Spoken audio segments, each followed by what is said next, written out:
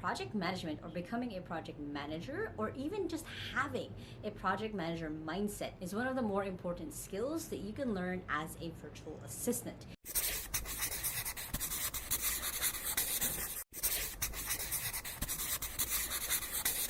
Hey there, welcome back to my YouTube channel. Now my goal set after this video is to walk you through what it would look like to become a project manager as a virtual assistant, which is honestly one of the most important skills that you can learn as a virtual assistant. Now if this is your first time on my channel, my name is Lai Lacaba. I've been working from home since I was 15 years old and now run my own virtual assistant company here in the Philippines. And I post videos every Sunday and Thursday on how to work from home and how to have a business from home. So make sure to hit the subscribe button right there so you don't miss any of my videos. Now, like I said in the beginning of the video, project management or becoming a project manager or even just having a project manager mindset is one of the more important skills that you can learn as a virtual assistant. And there's a lot of reasons why. One is it takes you from just being more task-based to output-based. It gives you also just a sense of knowing how much what you do impacts everything else in your client's business.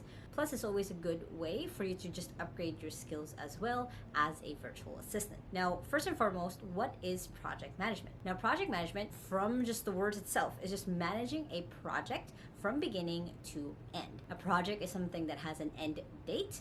That means that it could be done within a week, 3 months, 6 months, a year, but there is an end goal. And usually for me, I would say a project is done once there's a benefit moving forward. So what I mean by this is a project could be creating an asset, for example, or a PDF. So for example, when I made a planner, a daily planner for a virtual assistant, that was a project because now there's an asset that I've created that becomes a benefit moving forward. It could be a asset or a benefit like that, or it could also just be a process of making things easier. It could be that you're plugging in a new system for your client. That's a whole project. It could be that it's an actual whole business plan that you're creating for them, but there's a benefit moving forward. There's something that now changed from time A when you started to time B when you finished the project. And this can again vary from different things, like the example that I gave.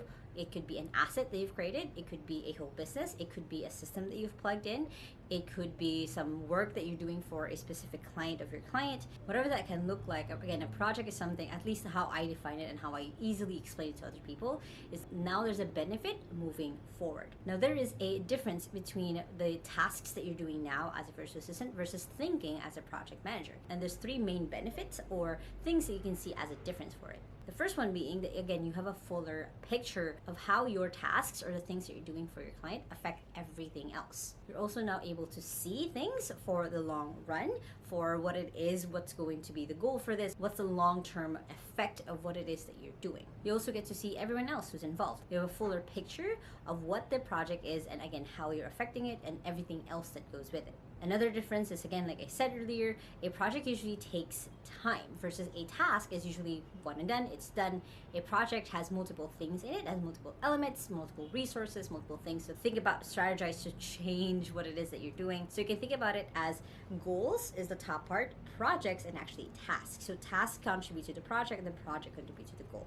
So hopefully that wasn't too confusing to kind of grasp, but that's basically how that cadence goes, is when you're task-based, you're focused on this just one area of the project. And then when you switch to project-based, you're now putting in together all the tasks, rolling it into that project. That supports then the next goal. So now what is the project management process? What are different skills that you need to learn as a virtual assistant, or what do you need to know about this whole scope? Well, usually the first part of project management is that you strategize and set objectives. So what is the actual end point of this project? What are the different things that at the end of it would have changed? Again, what is the benefit moving forward after this project is done? So you're strategizing what that is, and then what are the tasks? What are the different objectives that needs to get done to keep moving this project forward? So to keep it super simple, I'll use brand creation as a project as we go through this whole process. So on the strategize and set objectives, the objective is to create a brand that can easily be recognizable, right?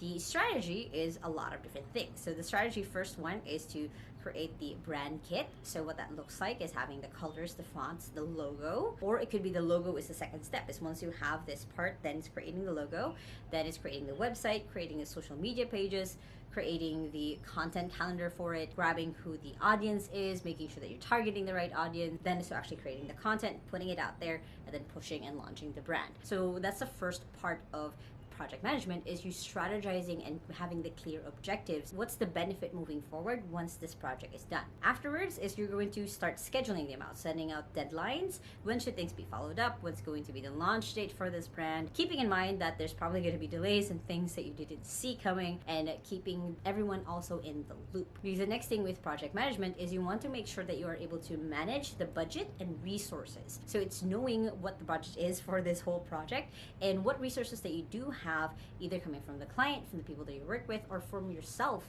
that'll make the whole process easier moving forward. This way, it's also going to be easier for you to move things around as you need to. So let's say you have a team of 5 people, then you have people who are expert on like marketing, sales, graphics, writing. So you can now start moving them around and pairing them up based on where you at, what phase you guys are at on that project. So like I said earlier, on creating the brand kit, that's probably going to be the graphic artist and the market person, because they're going to create that to make it visual. And then later on, once it comes to creating the content, it's probably going to be the writer, the marketer person, and the graphic person creating together. So you're now able to move things around because you have a clear picture of what are the available resources for you as you move through with the project. And basically the next phase is, once you know what your resources are, it's now to team management. As you now have the strategy, you know what the objectives are, you now have the resources, the budget, then it's going to be having either hiring the people that you need for it or being able to use the team that you have now for it. So team management is making sure that they know their role in the project, what their objectives are, and each phase, each part of each task of that project, and then supporting them. When it comes to you being a project manager, it doesn't have to mean that you're the one doing the work. You're making sure that the people who are in charge of the certain phases or tasks within that project are fully supported. They have what they need. They have the resources that they need to be able to keep going even without you. Kind of the part that people usually forget when it comes to project management is you're not the one doing the work. You're managing people who are doing the work. Once you've done that, once it's clear to the team, you've set schedules on when things are supposed to get done,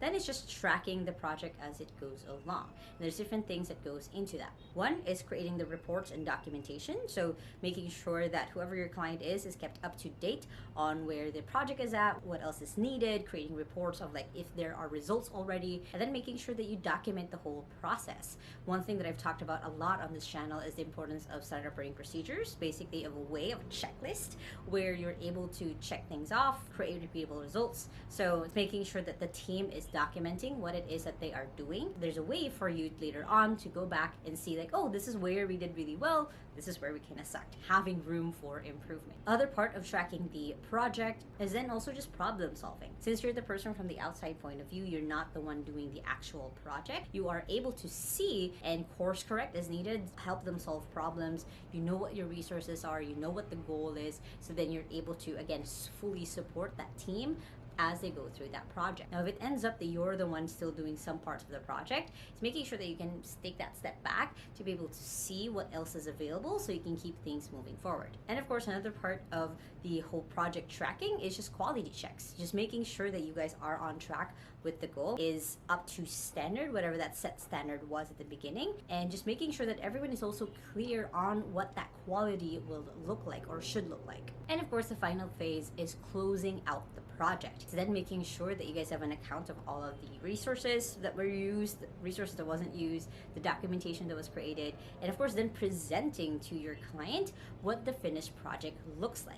And when you are a virtual assistant doing this for your client, it's making sure that you've hit most of the goals and the objectives that you guys set in the beginning, making sure that they understand the work that needs to get done afterwards as well, because that's an important thing, is once a project is done, usually another project gets kickstarted to make sure that it is a benefit moving forward. And of course, to make sure that you give proper feedback to the people who are involved on what can be done better. So now that I've walked you guys through the whole project management process, how can you be a project manager? What are different things that you need to do as a virtual assistant to become a project manager? First thing is develop a systems mindset. What I mean by this is to start thinking of things as repeatable processes. So whenever you see things, this is just a fun example that you can do in the real world. So for example, let's say you are looking at a parking lot, try to see what are the systems that need to be happening to make sure that this is running really smoothly. So that's just one example. That's just one thing that I like to do to keep developing my own systems mindset is I look at other people's systems.